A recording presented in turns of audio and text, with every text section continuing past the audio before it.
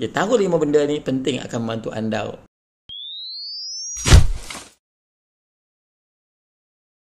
Sebagai seorang pesakit lemah jantung, memang anda ada beberapa cabaran. Tapi anda sedarkah apakah cabaran-cabaran tersebut? Dan bagaimana nak menangani masalah tersebut? Bagi seorang pesakit, ada 5 perkara anda kena tahu. Yang pertama, anda kena tahu sakit jantung anda tu dengan cepat dan dengan tepat. Diagnosis tu kena cepat, diagnosis tu kena tepat.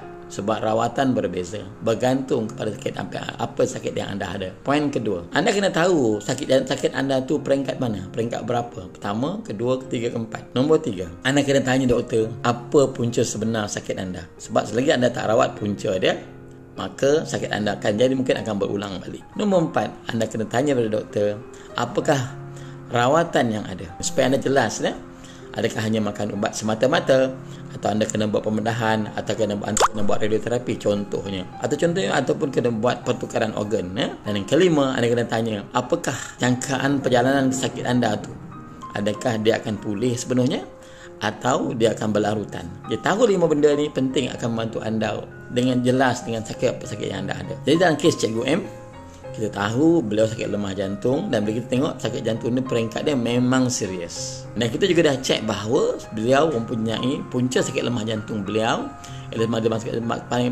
keadaan dipanggil carditis atau myocarditis. Mana otot jantung tu lemah disebabkan jangkitan kuman contohnya atau virus. Dan apa kita tahu kemudian kita lay down, so kita mulakan rawatan. Untuk sakit lemah jantung, rawatannya ada 3 yang utama. 1, kita ada ubat kita panggil diuresis, ubat untuk mengurangkan jumlah air dalam badan. Kita juga makan ubat cair darah, kita juga makan ubat untuk sakit jantung. Itu 3 rawatan untuk Cikgu M. Tapi malang ni Cikgu M boleh sakit ni memang serius. Beliau kerap masuk ke hospital, dan bila masuk hospital dia mengambil masa yang panjang, mungkin seminggu contohnya. Dan itu tentulah dengan ubat yang pelbagai, dengan masa yang panjang, tentu kos rawatannya tinggi. Cuma untungnya Cikgu M ni membuat persiapan awal. Beliau ada medical card yang bagus, yang sebenarnya menyebabkan semua rawatan tu agak mudah kepada beliau. Tapi long stay, balik dah sihat, balik mungkin sampai 2 minggu, lepas tu balik.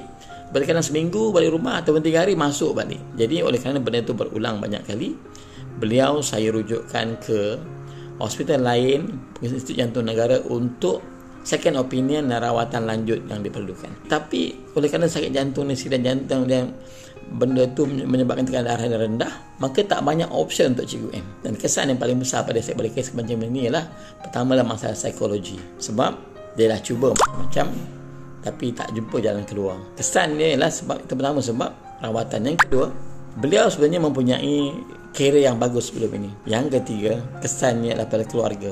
Ketiga, kesan pada rawatan, kos. Akhirnya berlaku hampir perceraian suami isteri akibat sakit lemah jantung macam ini. Saya rasa masalah depresi tak mungkin gagal ditangani dengan baik.